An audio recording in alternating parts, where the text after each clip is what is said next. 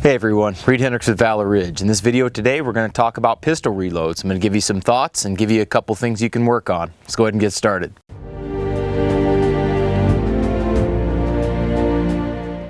In this video, I want to put pistol reloads in perspective. A lot of people out there carry mid-size semi-automatic firearms. There are some people that carry revolvers, and I get that. But when it comes to carrying semi-automatic firearms, when we're talking about pistol reloads, I think that it is a fundamental skill. I think it's one of those core skills that you need to do properly. Loading the pistol properly, reloading it properly goes a long way to ensuring that your pistol functions when you need it to most. An improper load sequence or an improper reload sequence can have your pistol not fire when you need it to fire the most. So one thing you're going to want to emphasize is doing it properly. That said, I don't put a whole lot of emphasis on reloading the pistol for a lot of reasons. That number one, the gunfight's probably going to be over by the time you hit an empty reload or a slide lock reload. If it's not, the problem isn't your reload time. The problem is that your rounds that were in that pistol weren't effective to begin with. In other words, you went through an entire magazine without stopping the attacker or the attackers. That's the problem. The problem isn't how fast you can reload it. The second issue that I've seen people do is they spend an inordinate amount of time working on reloads, trying to get it fast, trying to get that 2-second reload shot to shot. That's a completely waste of time. And outside of competition, I don't see what the application is. What I want you to focus on instead is deliberate movement, deliberate attempts with techniques that are going to help you get your pistol back into action quicker. I like to spend my range time doing things that are going to matter, which means a good draw, good grip, good fundamentals with marksmanship. I can use my range time to verify that my dry fire is good and my marksmanship, my mechanics are good. That's what I like to do out on the range. At home, I can dry fire, I can practice those reloads. And one thing that you're going to want to invest in is a good set of training rounds. I've got some of these right here. I put these in all my magazines, and when I do dry fire, I make sure that I use these. You got a couple of different types here, and of course it's raining as soon as I start filming this video. Why not? What you've got is a couple of different types. You've got these orange plastic ones that are cheaper, then you've also got the ones that have metal. These are a little bit more expensive, but these last a lot longer, and since we're going to be doing dry fire anyway, we may want to do that. The more you shoot, the longer that gunfight's going to go on. And not only that, but the more you shoot, the greater likelihood is that you're going to miss.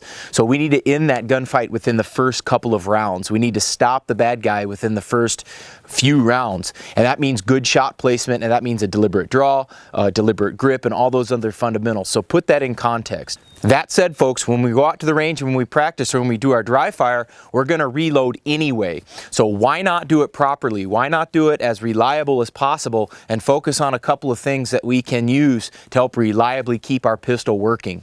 Okay, to begin with, folks, we can either work this from a high ready position or we could work it from the holster.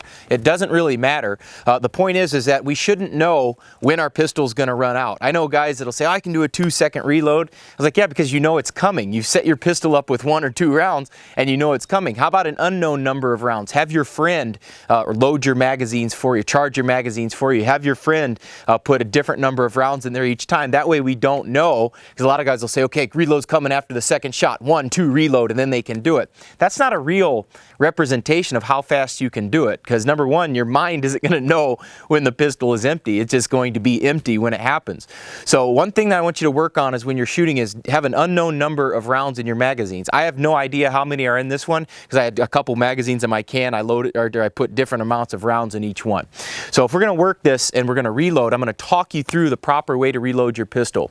All right, so if I have to draw my pistol, what I'm going to do is get my pistol out of the holster, get on my sights, do some good mechanics and good fundamentals, and I don't know when it's going to run out. Okay, now I know the pistol's empty, so what we want to do is we want to pull that pistol in tight to our body. Notice how my elbow is tight in here. Now this is my normal high ready position anyway, so I want to keep things consistently. So bring the pistol back, reach for a new magazine first, bring it up to the pistol, out with the old one. What I like to do is I like to sharply insert the magazine and then I tug on it to make sure that it's seated, and then what you can do is come either over the top or you can hit your slide release. It doesn't matter. And then we would continue the gunfight from here. Follow through, make sure there's nobody else trying to hurt you, come back and check over your shoulder each time. All right, guys, one more time. I'm going to take the shot. If I do my trigger, see my front sight, I see the pistol is empty. I pull it back here.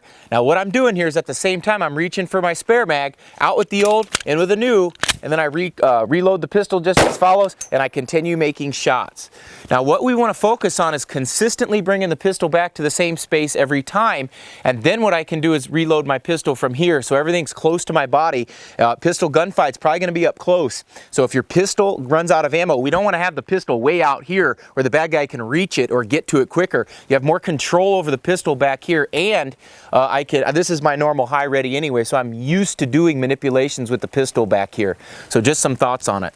Guys, I go through a lot of these techniques in my pistol craft book, and we also cover a lot of this in our pistol craft classes. And so what you're going to want to do is you can, yes, use this information, read the book, get these videos and use the information, but there's no substitute for a real class with an instructor who can diagnose your issues and help you get better. We've got all kinds of reviews that people can tell you about their experience in our pistol classes. They're phenomenal. We've had great students. And we'd love to have you out here so that we can help you become a better pistol shooter. If you found the information in the video helpful, subscribe to the channel, follow me on Facebook. That link is down below. I've also got a link to my pistol craft book in the description box. But the best thing of all you can do for yourself and invest in your family's security as well as your personal well-being is come out and take a pistol craft class with us. We go through a lot of different techniques, a lot of things that will help you better defend yourself and your family. This is Reid Henrichs with Valor reminding you, the lessons that we learn are written on the tombstones of others. We'll see you on the ridge.